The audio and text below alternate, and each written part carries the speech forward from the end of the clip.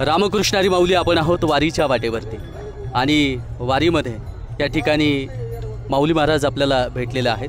कारण ज्यांच्याकडे बघितल्यानंतर अनेक तरुणांना वाटतं की कीर्तन आपण त्यांच्यासारखं करावं आणि महाराष्ट्राला कीर्तनाच्या माध्यमातून प्रबोधनाच्या माध्यमातून वारकरी संप्रदायाला घराघरापर्यंत पोहोचवण्याचं काम अनेक तरुण वारकरी करत आहेत. त्यापैकीच महाराष्ट्रातील सुप्रसिद्ध कीर्तनकार माऊली महाराज यांच्याशी आपण संवाद साधणार आहोत. वारीच्या वाटेवरती आहात, कितवी वारी आहे आणि काय सांगाल? वारी माझी तशी पंढरपूरला दरवर्षी जातो लहानपणापासून आईवडिलांसोबत, परंतु पायी वारी 2010 पासून मी करतो. म्हणजे जवळपास आता 15 वर्ष झालं वारी मी पायी वारीमध्ये आहे. 15 वर्ष पायी वारीमध्ये आहात. वारीमध्ये काय बदल होतोय किंवा वारीमध्ये तरुणांना काय सांगाल वारीबद्दल आणि घराघरातला जो तरुण पाहतोय त्यानं वारीकडे ओढ लागावी यासाठी काय सांगणार आहात? वारीचं स्वरूप सध्या वाढतच चाललेलं आहे. प्रत्येक दिंड्यामध्ये ते पालखी सोहळा आपण पाहू शकतो. लाखोंमध्ये आता वारकरी वाढत चालले. तरुणांना माझी विनंती आहे, आमच्या दिंडीमध्ये तुम्ही पाहू शकता सगळे तरुण मुलंच आहेत. या निमित्तानं तरुणांना विनंती आहे, चुकीच्या मार्गावर जाण्यापेक्षा संतांच्या मार्गावर या मार्गी बहुत याची गेले साधू संत किंवा येण्याची पंथे चालू जाता न पडे गुंता कोठे काय. या मार्गावर आल्याच्या नंतर तुमच्या आयुष्यामध्ये कोणतंही दुःख पचवण्याची ताकद अशी मेंटॅलिटी तुमची तयार होते आणि होऊ शकते इथं आल्याच्या नंतर. कारण प्रत्येक संकटाला तोंड कसं द्यायचं, प्रत्येक परिस्थितीत सामना कसा करायचा हे वारकरी संप्रदाय शिकवतात. इथे ऊन आहे, वारा आहे, पाऊस आहे, सावली, कुठं व्यवस्था होते नाही होते, घरी बंगलेत इथं पालात झोपते, पण तरी आनंद आहे आणि सगळ्यावर मात करून पुढं वारी थांबत नाही. पाऊस आला तरी वारकरी चालूच, ऊन पडलं तरी वारकरी थांबत नाहीत. म्हणजे सामना संकट संघर्ष कसा करायचा हे वारकऱ्याकडून शिकावं. आणि हे 3 प्रकारातून काया, वाचा आणि मन. काया म्हणजे शरीर, शरीरानं पायाने वारी चालते, कायिक वारी झाली. वाचेने अखंड मुखाचं रामकृष्ण हरी ज्ञानोबा तुकोबारायांचं भजनही भजनी मालिका हे वाचेची वारी झाली. आणि काया, वाचा, मन, मनातून पंढरपूरला जाण्याचा सगळ्या वारकऱ्यांना वेध लागलेला आहे. असे 3 स्वरूपाची वारी या ठिकाणी घडते आहे. म्हणून माझी विनंती आहे महाराष्ट्रातल्या तमाम वारकऱ्यांना आपण एकदा तरी या पालखी सोहळ्यामध्ये यावं. वारी म्हटलं की संकट, हे ऊन वारा पाऊस हे तर संकट आहेतच. वारकऱ्यावरती अनेक वाचाळवीर सुद्धा बोलत आहेत किंवा वारी असेल किंवा जर बघितलं अनेक महाराजांच्या विषयी बोलताना आपल्याला यूट्यूब चॅनलवरच्या माध्यमातून अनेक काही लोक बोलताना पाहायला मिळत आहेत. त्यांच्यासाठी काय सांगाल संत तुकोबारायांच्या एखाद्या अभंगाच्या माध्यमातून? आता विषय कसा आहे, बोलणारे प्रत्येक टीका होतच असते. निंदा उशिकी होते जिंदा होते हे. त्याच्यामुळं माऊलींचं एक हरिपाठात पण अनंत वाचाळ बरळ ती बरळ तया कायचा गोपाळ पावे. अरे हे वाचाळवीरांना या ठिकाणी संप्रदायाचं ज्ञान नसतं.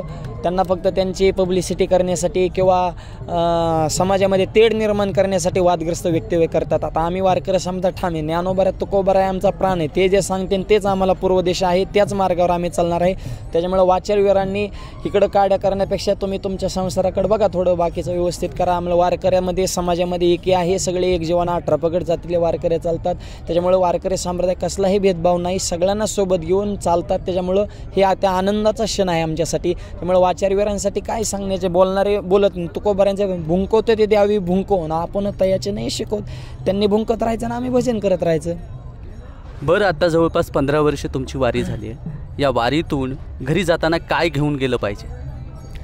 या वारीतून आम्ही घरी जाताना पहिली गोष्ट एक शिस्त शिकून जातो. एवढे वारकरी आहेत, कोणाचं मॅनेजमेंट नाही.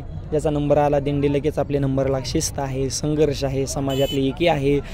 आम्ही तरी तरुण आहेत, पण आमच्यापेक्षाही वयानं जास्त असणारे वारकरी चालतात. त्यांच्याकडून आम्ही उमेद शिकून येते. एक प्रमाणे वृद्ध तरणी होती रे. वारीत आल्यानंतर वृद्ध माणसंसुद्धा तरणी होतात. हे अशा अनेक गोष्टी आहेत ज्या आम्ही या ठिकाणातून किंवा सामाजिक समरूपता असते, एकी जी असते, स्त्री पुरुष असा भेद न करता सगळे माऊली म्हणून एक जीवानं जगतात. ह्या गोष्टी वारीतून शिकण्यासारख्या आहेत, त्या आम्ही घरी घेऊन जातो. बरं, आता 15वी मी आता तेच बोलतो कारण पुन्हा 15वी वारी तुमची आता समजा चालू आहे. कारण वारीविषयी तुमच्या घरात परंपरा जुनीच आहे. कारण वारी म्हटलं की आत्मीयता आहे, वारी म्हणजे संस्कृती आहे, वारी म्हणजे विचार आहेत आणि ही संस्कृती जपत आहात. पांडुरंगाच्या चरणावरती लीन होताना, डोकं ठेवताना काय मागाल पांडुरंगाकडे? पांडुरंगाकडे मी एकच मागेल की हे वारकऱ्यांमधली एकी अशीच अबाधित राहू दे. वारकरी संप्रदायामध्ये तरुण मुलं आहेतच, आणखी यावेत. तशी सद्बुद्धी भगवंतानंच महाराष्ट्रातल्या सगळ्या तरुणांना द्यावी. आणि या निमित्ताने एकच सांगेन की समाज एकच आहे. राजकीय मंडळी याच्यामध्ये जाती धर्मामध्ये तेढ पाडण्याचा प्रयत्न करतातच. वारकऱ्यामध्ये समाजामध्ये भेदच नाही. शेवटच्या घटकामध्ये हे त्यांच्या पोळी भाजण्यासाठी त्यांना आधी राजकीय लोकांना सद्बुद्धी पांडुरंगाने द्यावी. त्यांच्या पोळ्या भाजण्यासाठी त्यांनी समाजाचा वारकऱ्याचा उपयोग करू नये अशी माझी विनंती. नक्कीच याचाच अर्थ लहानपण देगा देवा मुंगी साखरेचा रवा. ऐरावत रत्न थोर त्याला अंकुशाचा मार. खऱ्या अर्थानं माणसाला मोठेपण द्यावं, पण तुझ्या चरणावरती लीन होण्याची कायमस्वरूपी हीच जागा माझी असावी, असा मनोमन भाव या ठिकाणी माऊली महाराज पठाडे यांनी या ठिकाणी ठेवलेला आहे. आणि पांडुरंगाच्या चरणावरती आपल्या चॅनलच्या माध्यमातूनही आपण सांगू की माऊली महाराजांची महाराष्ट्रभर नाही तर जगभर ख्याती व्हावी, हीच मागणं पांडुरंगाला करूया. आपण भेटतो आहोत अभंगवारी या फेसबुक पेज आणि यूट्यूब चॅनलच्या माध्यमातून. रामकृष्ण हरी माऊली. रामकृष्ण.